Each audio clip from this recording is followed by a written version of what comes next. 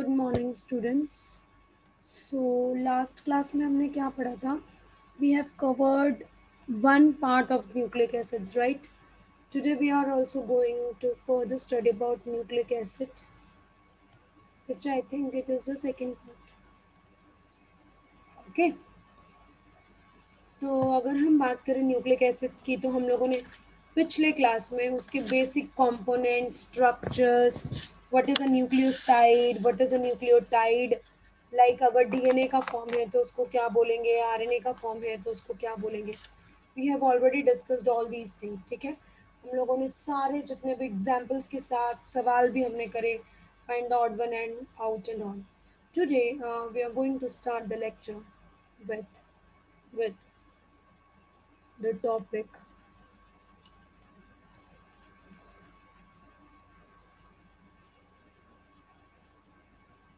formation of a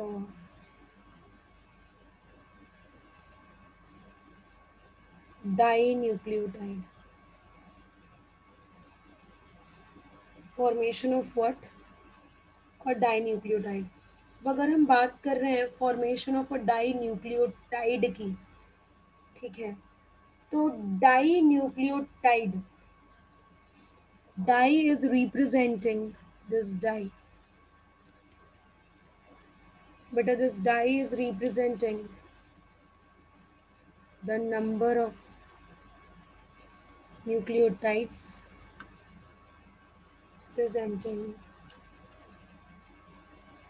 nucleotide, whereas अगर हम बात करें bond between nucleotides is equal to n minus 1, where n is equal to number of nucleotide. Very very important. n मतलब क्या हो गया बेटा? नंबर ऑफ न्यूक्लियोटाइड, ठीक है।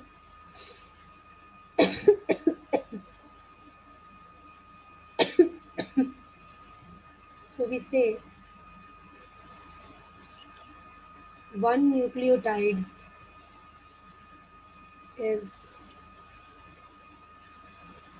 attached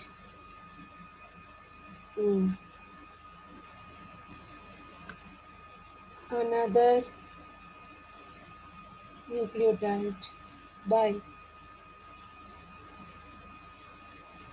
formation of a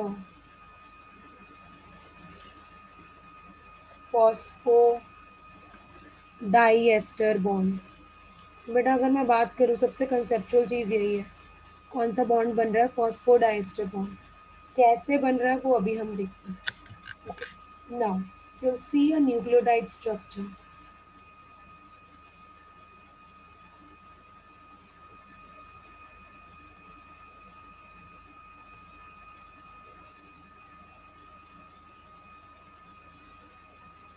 Nitrogen is base, hydrogen, obviously मैंने deoxy ribose sugar बनाया।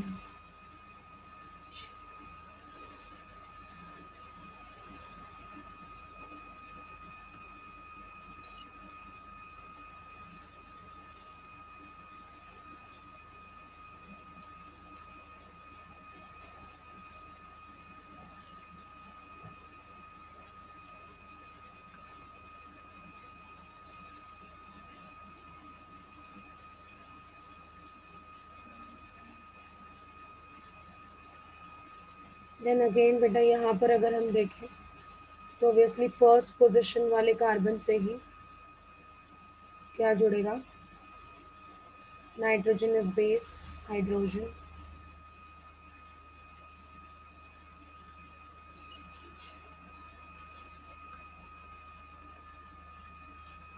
CH2O E OH।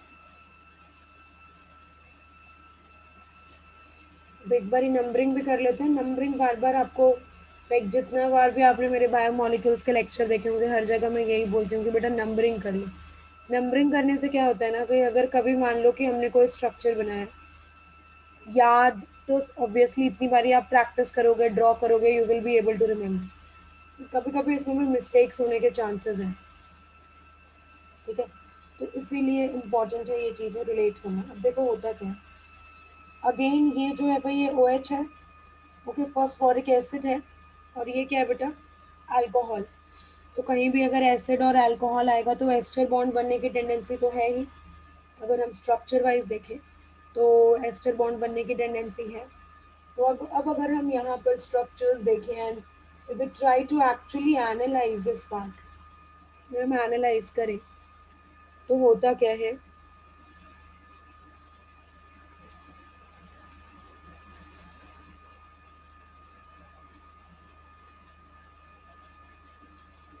From this acid OH and from this H, तो दोनों ही मिलकर के क्या रिलीज होगा, वाटर होगा माइनस। अब अगर हम इसको देखें तो भाई ये बना कैसे है, जस्ट सी द स्ट्रक्चर।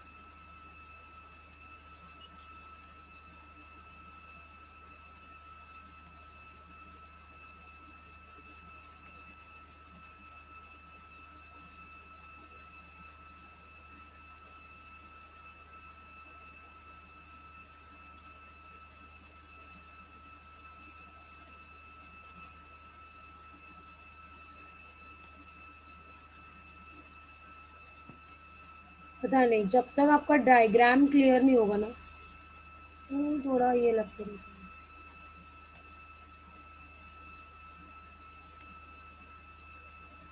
है। And then obviously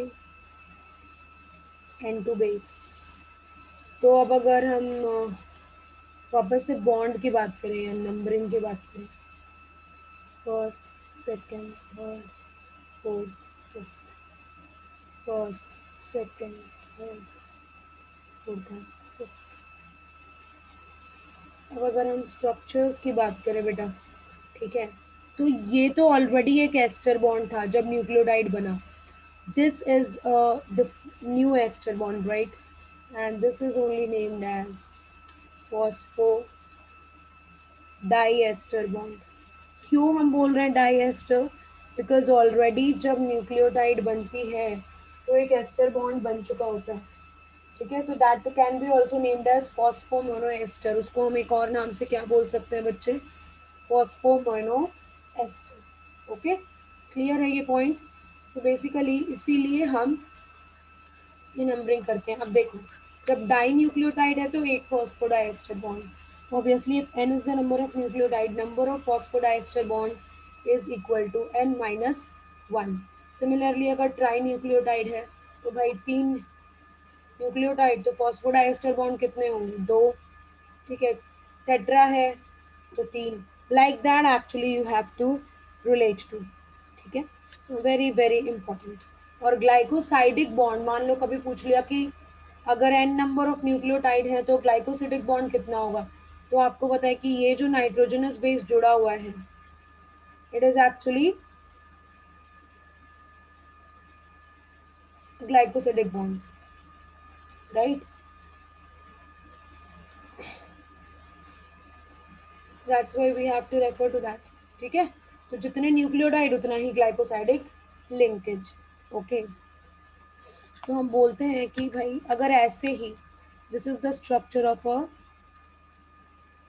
die nucleotide.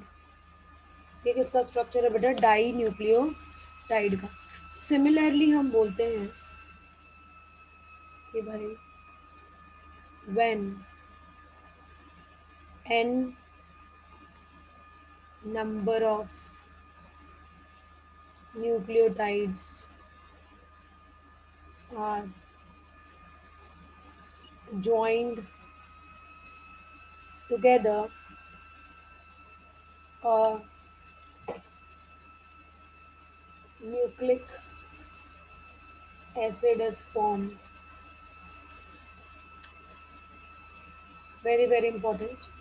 Which has two ends. One 5' phosphate end, and the other is 3' OH end. अब अगर आप खुद ही एक बार ऊपर वाले स्ट्रक्चर पर देखो बेटा, तो ये जो 5' फॉस्फेट एंड है, ये क्या कभी किसी भी रिएक्शन में पार्टिसिपेट करेगा? No, it will never participate in any single reaction. Similarly हमें जितने भी न्यूक्लियोटाइड्स ऐड करने हैं, वो हमें इसी 3' एंड पर ऐड करते जाने, 3' OH 3' OH, like that they will keep on reacting, water molecule eliminate होगा because it is a condensation reaction. Okay, and that's how the reaction will keep on going. तो अगर हम यहाँ पर भी देखें, तो इसीलिए कभी भी अगर एक न्यूक्लियोटाइड की चेन है, तो उसको हम ऐसे शो कर सकते हैं 5' phosphate straight chain and 3' OH। अब बहुत बार बच्चे मुझसे पूछते हैं कि मैम ये एरो का साइन 3' की तरफ क्यों है? तो बेटा आप लोगों ने पढ़ा भी होगा, जब हम एक रे की बात करते हैं मैथ्स, जब हम लाइन सेगमेंट ये सब पढ़ते हैं, तो रे में हम बोलते हैं कि एक एंड तो डिफाइंड है, दूसरा एंड जो है वो डिफाइंड नहीं है। वो जो दूसरा एंड डिफाइंड नहीं है, क्यों ऐसा है? बिकॉज वहाँ से हम फर्दर और न्यूक्लियोटाइड्स को ऐड कर सकते हैं। We can add further more nucleotides. Okay, and that's why हम इसको एरो से ही शो करते हैं। ओके, ठीक है, so this is basically the feature. अब नेक्स्ट हम बात करेंगे डीएनए के बारे में। DNA stands for what? Deoxy ribo nucleic acid. Now will talk about it features. तो बेसिकली हम बोलते हैं कि the structure of DNA was given by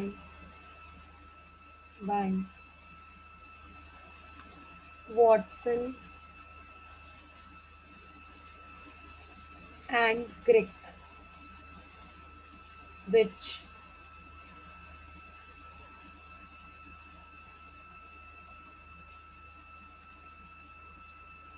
explained secondary structure of DNA. Very very important. कौन सा स्ट्रक्चर एक्चुअली में वो explain कर रहा है? Secondary structure. ठीक है, तो ये जो भी मॉडल दिया गया था, तो प्राइमरी स्ट्रक्चर्स नहीं था, ये सेकेंडरी स्ट्रक्चर्स था। इसका क्या मतलब है बेटा? कि उसमें कुछ लाइक जिस फॉर्म में वो बना था, उसके स्ट्रक्चर्स में सर्टेन चेंजेस आई थी बनने के बाद, and that actually depicts the secondary structures. Primary structure actually हम किसको बोलते हैं? जिस रॉ फॉर्म में वो पर्टिकुलर डीएनए बना हो, उसी को हम क्या बोल देते हैं बेटा? Primary structures. अब अगर हम इसके फीचर्स की बात करें, सबसे पहला पॉइंट लिखिए, बोलते हैं DNA is made up of two polynucleotide strands that run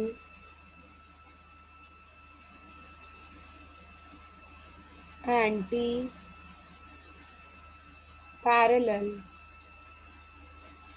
to each other. Very very important. कितने पॉलीन्यूक्लियोटाइड स्ट्रैंड हैं? दो। कैसे रन कर रहे हैं बेटा? Anti parallel. अब देखो यहाँ पर दो तीन चीजें हैं।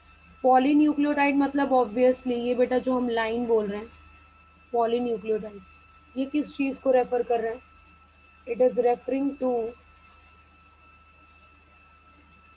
N number of nucleotide, right, that run anti parallel। अब इसका मतलब क्या है कि भाई अगर एक का 5 डैश एंड है वो दूसरे के 3 डैश के पास 5 dash and phosphate and 3 dash O H, और दूसरे का बेटा 3 dash O H, this is anti parallel. This is the structure of a DNA जो हम बात कर रहे हैं, ठीक है। This is the very basic features जो हम कह सकते हैं। सेकंड जो हम बात करते हैं, हम कहते हैं कि भाई the double strand the double strand coiled along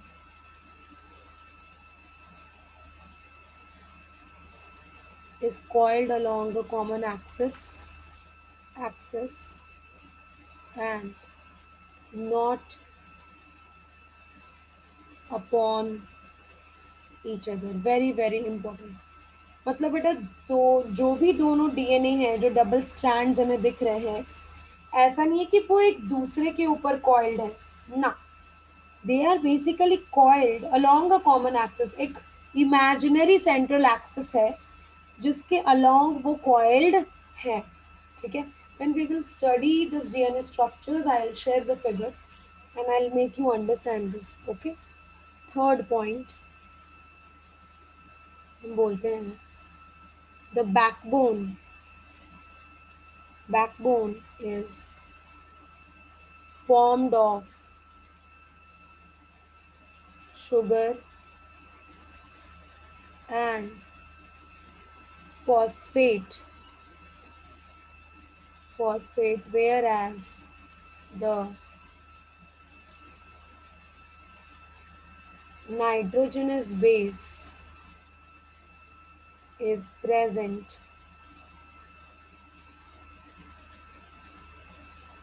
perpendicular to the sugar and protrudes inside। Protrude मतलब बेटा अंदर की तरफ प्रोजेक्टेड है, ठीक है। जो बैकबोन है वो शुगर फॉस्फेट बना रहा है and it is protrude inside, अंदर की तरफ क्या है? प्रोजेक्टेड है। Fourth point we say adenine, which is a purine। Adenine pairs with with thymine by two hydrogen bonds. दो हाइड्रोजन बॉन्ड से ये एक दूसरे से पेयर होते हैं। वहीं अगर हम बात करें बेटा guanine, guanine pairs with cytosine by 3 hydrogen bonds, ठीक है। मतलब एक प्यूरिन जो है वो दूसरे पिरिमिडीन से, हमेशा प्यूरिन और पिरिमिडीन के बीच में ही बॉन्ड बनेगा, तो एक प्यूरिन जो है वो पिरिमिडीन से बॉन्डेड होता है। कौन से बॉन्ड से बनता है? हाइड्रोजन बॉन्ड से। वहीं अगर हम देखें तो जो एडेनाइन है वो थाइमीन के साथ पेयर कर रहा है by formation of two hydrogen bond, and guanine actually cytosine के साथ पेयर कर रही है by formation of three hydrogen bond. तो ये हो गया एडेनिन, ये हो गया थाइमिन, ये हो गया गुआनिन, ये हो गया साइटोसिन। अब अगर हम देखें कि भाई हम एक्चुअली में इसको डिपिक्ट कैसे करते हैं, तो हम कहते हैं adenine pairs with thymine, guanine pairs with cytosine. Now if will see the structures, अगर हम स्ट्रक्चर्स को देखें, बेटा ये जो चीज़ रिप्रेजेंट हो रही है दोनों पिंक डैश, ओके रुक जाओ, इसको स्टार मार्क, तो ये जो है बेटा या फिर ये एक्चुअली किस चीज़ को रिप्रेजेंट कर रही है, हाइड्रोजन बॉन्ड। तो in case of adenine it is two hydrogen bond, कभी भी डबल बॉन्ड मत कहिएगा, ना ही सोचिएगा, ठीक है। It is representing two hydrogen bond, और जो तीन लाइनें दिख रही हैं वो किस चीज़ को रिप्रेजेंट कर रही है, तीन hydrogen bond. Now fifth point,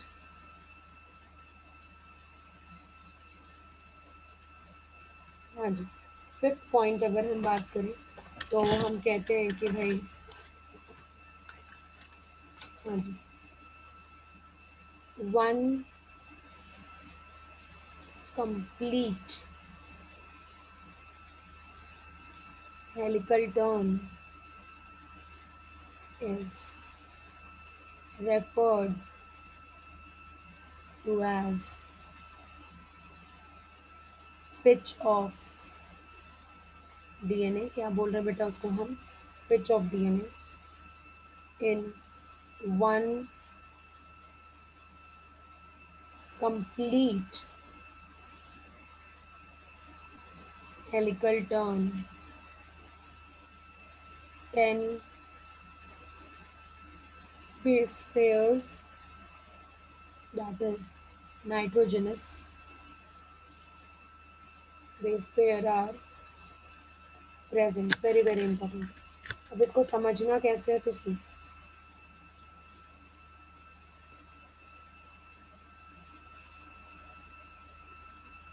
ये एक स्ट्रैंड है,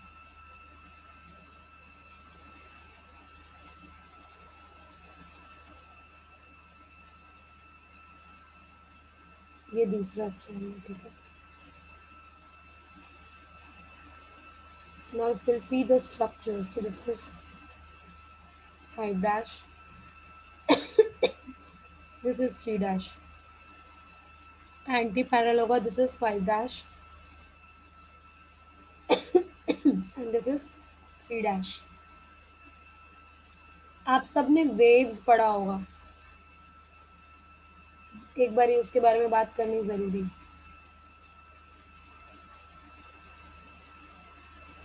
मैंने यहाँ से शुरू करा, ये एक यहाँ पर एक कंप्लीट वेव ख़त्म हुआ, फिर यहाँ से शुरू करा, यहाँ दूसरा वेव, ऐसे ही बेटा देखते जाएं, तीसरा wave, will keep on going, है ना, ये चलता रहेगा।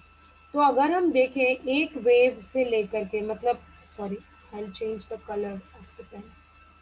अगर आप देखो बच्चे, यहाँ से अगर आप यहाँ तक देखो और मैं बोलूँ कि टोटल एंगुलर एंगुलर डिस्टेंस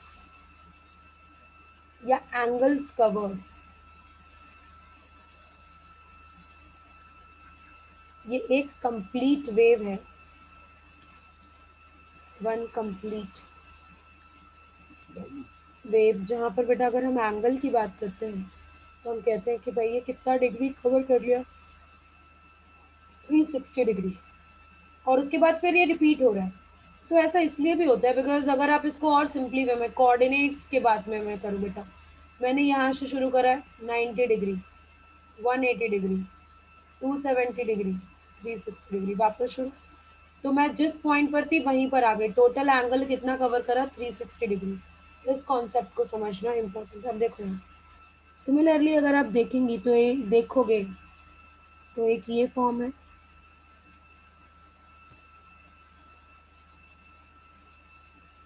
दूसरा ये फॉर्म है, ठीक है।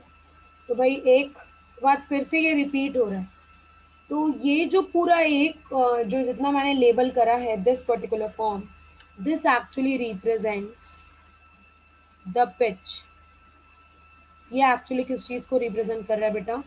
पिच। Very very important. ठीक है, अब अगर हम देखें तो this particular thing it is referred to as minor groove. इसको हम क्या बोलते हैं? Minor groove. और ये जो बहुत बड़ा डिप्रेशन आपको दिख रहा है, this is referred to as major groove. Groove refer to depression. अब इसी में अगर हम देखें तो हम पिच में बोलते हैं कि एक पिच में या एक हेलिकल टर्न में, एक पिच मतलब क्या हो गया बेटा? एक हेलिकल टर्न, इसमें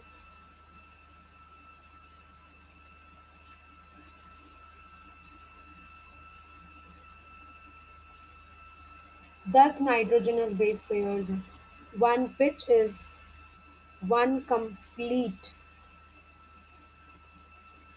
हेलिकल टर्न। और उस वन कंप्लीट हेलिकल टर्न में अगर हम देखें तो बेटा कितने नाइट्रोजनस बेस पेयर हैं? 10 nitrogenous base pair. 10 nitrogenous base pair हैं, तो अगर आपसे पूछा जाए कि कितने नाइट्रोजनस बेसेस हैं, तो हम बोलेंगे कि भाई 20 nitrogenous bases. Very very important. ठीक है, क्योंकि 10 बेस पेयर हैं तो टोटल कितने हो गए? 20। अब इसी में अगर हम देखें बेटा तो भाई कितना डिस्टेंस ट्रेवर्स कर रहे हैं, अगर हम देखें तो विल सी दिस इज एक नाइट्रोजनस बेस पेयर और दूसरे नाइट्रोजनस बेस पेयर के बीच में ये जो डिस्टेंस है, okay, this particular distance is 0.34 nanometer. कितना है बेटा?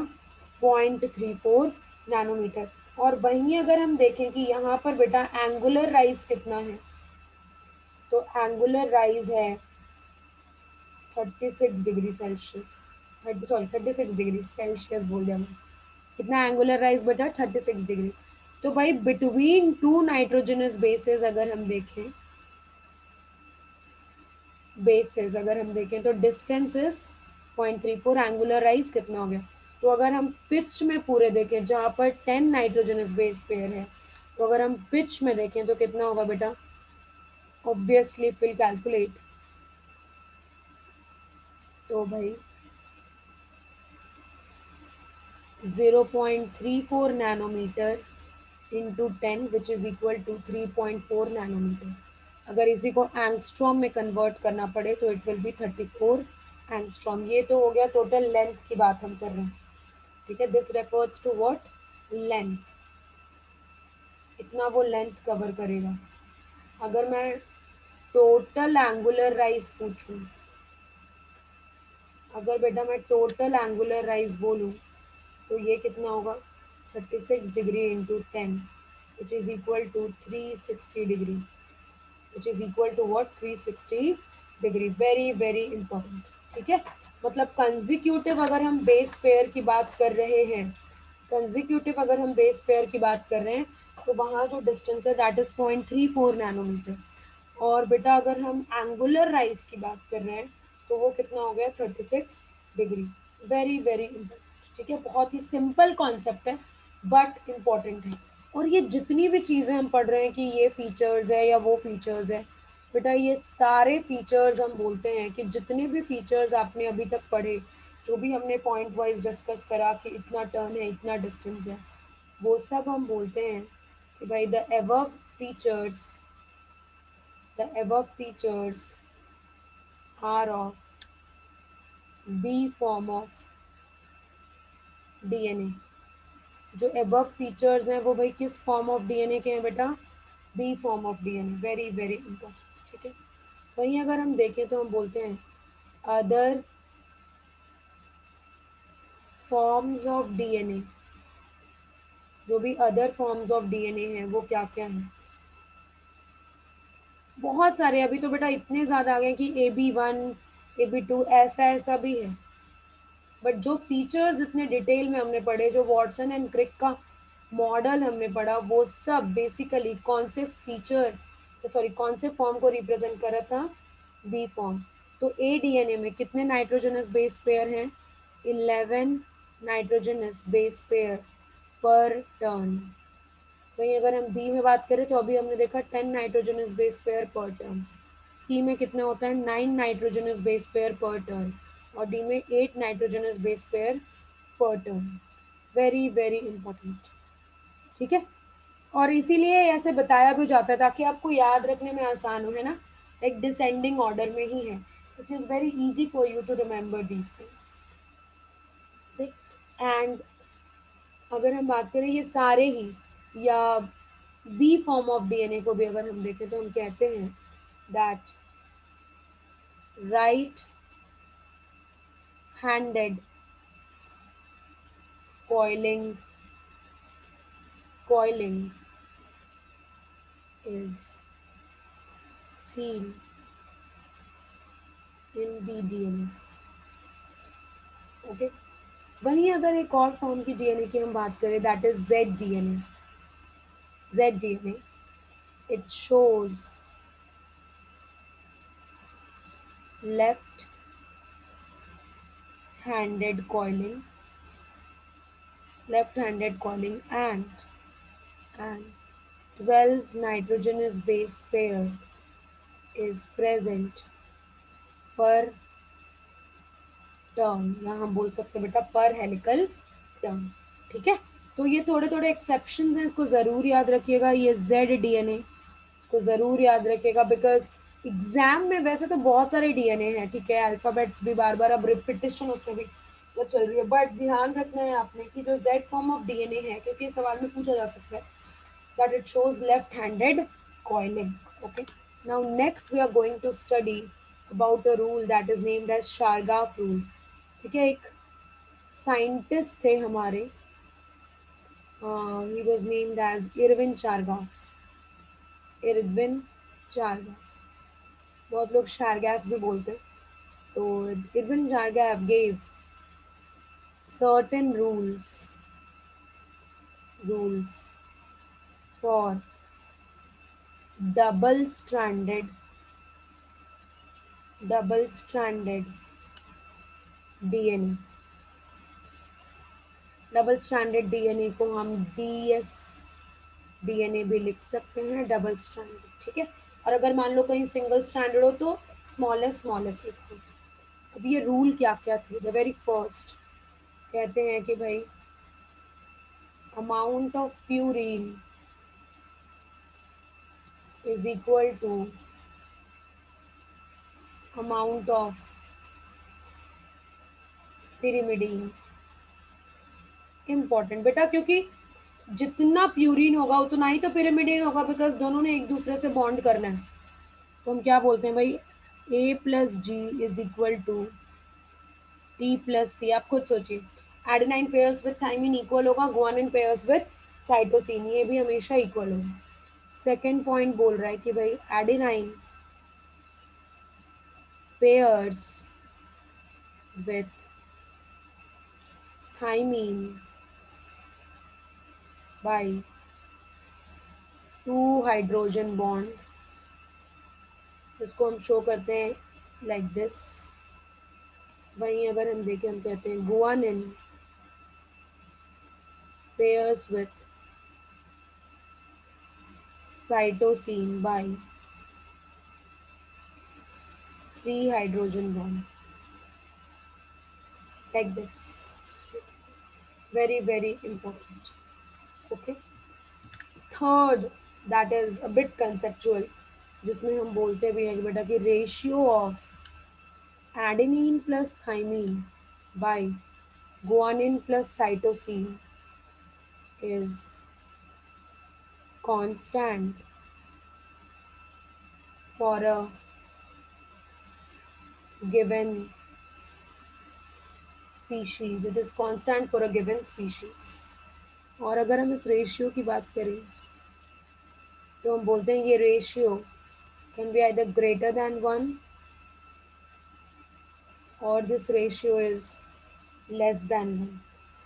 तो अगर ग्रेटर देन 1 है और लेस देन 1 है, ग्रेटर देन 1 है मतलब ऑब्वियसली क्या है कि भाई जो न्यूमरेटर है वो बड़ा होगा, adenine plus thymine is greater than guanine plus cytosine. अगर लेस देन 1 है तो क्या होगा बेटा, Adenine plus thymine is less than guanine plus cytosine.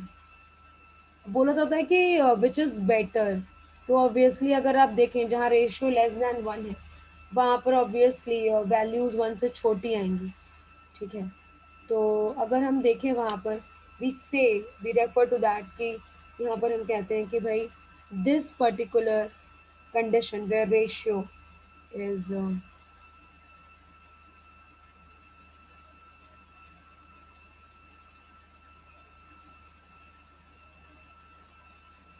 what बताओ, ratio is greater than one, right.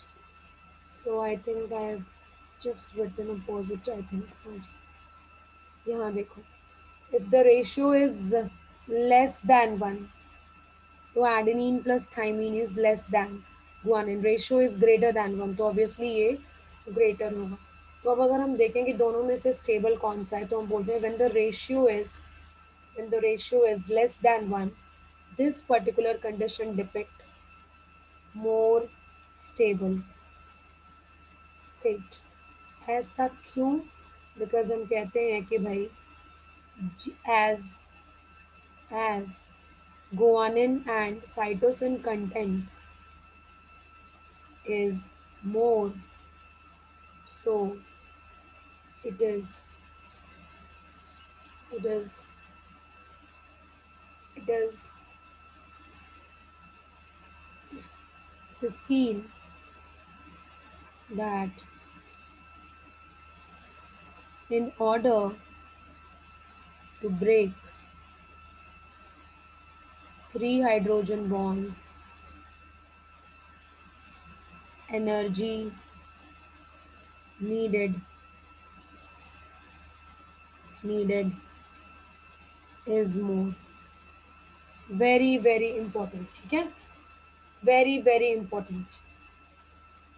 तो बेटा इन जनरल अगर हम बात करें तो हम यही कहते हैं कि भाई सिंस गोवान एंड साइटोसिन जो भी कंडीशंस हैं वहाँ पर तीन हाइड्रोजन बॉन्ड है, और ऑब्वियसली सिंस हाइड्रोजन बॉन्ड के ही ब्रेकेज की हम बात कर रहे हैं तो it is difficult to break two hydrogen bond. अगर हम उसको कंपेयर करेंगे भाई तीन हाइड्रोजन बॉन्ड से, तो it is a bit more difficult to break three hydrogen bond, and that actually provides a stable conditions. Humans में भी केस में अगर आप देखोगे तो जो रेशियो है बेटा वो लेस देन वन ही होती है। Fourth point, that sugar and phosphate sugar and phosphate are present in equal proportions। Sugar and phosphate जो है वो किस प्रोपोर्शंस में है बेटा? They are always present in equal proportions, very very important. अब अगर हम नोट डालें तो एक सबसे इम्पोर्टेंट बात, हम कहते हैं कि भाई ये जो रूल है, this rule is not followed by it is not followed by RNA as they are mainly RNA क्या होते हैं? Single stranded. और ये जो लॉ है या ये जो रूल है, सॉरी, जो हम बात करें शारगैफ की बेटा, ये मेनली क्या है? It is for double stranded forms. Okay, now moving to the next that we have to study, it is RNA. और हम आरएनए की बात करें तो RNA it stands for what? Ribonucleic acid, and then will see its component. अगर हम इसके component की बात करें, सो फर्स्ट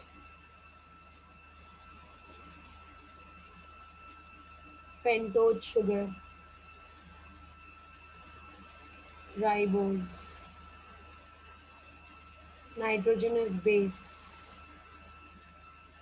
दो फॉर्म्स होते हैं प्यूरीन एंड पिरिमिडीन। अगर हम प्यूरीन की बात करें तो कौन कौन सा है? Adenine and guanine. और अगर हम पिरिमिडीन की बात करें तो यहाँ पर क्या होगा बेटा? आरएनए है, यूरासिल एंड साइटोसिन। थाइमिन की जगह क्या होना चाहिए? uracil. And the third component is presence of a phosphate group.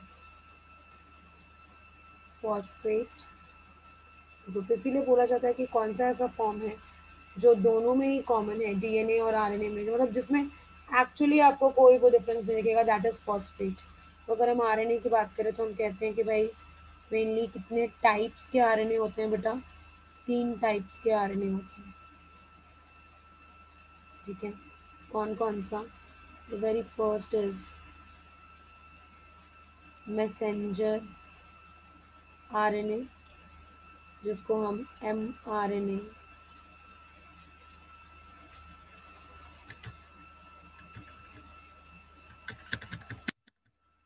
हाँ बेटा, जिसको हम एम आरएनए भी कहते हैं।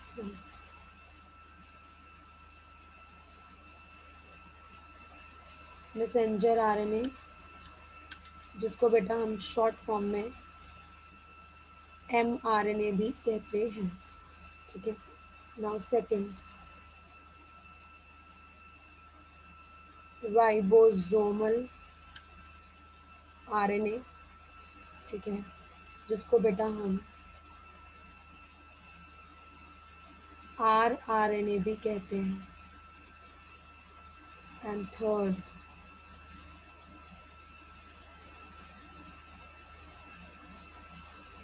ट्रांसफर आर एन ए,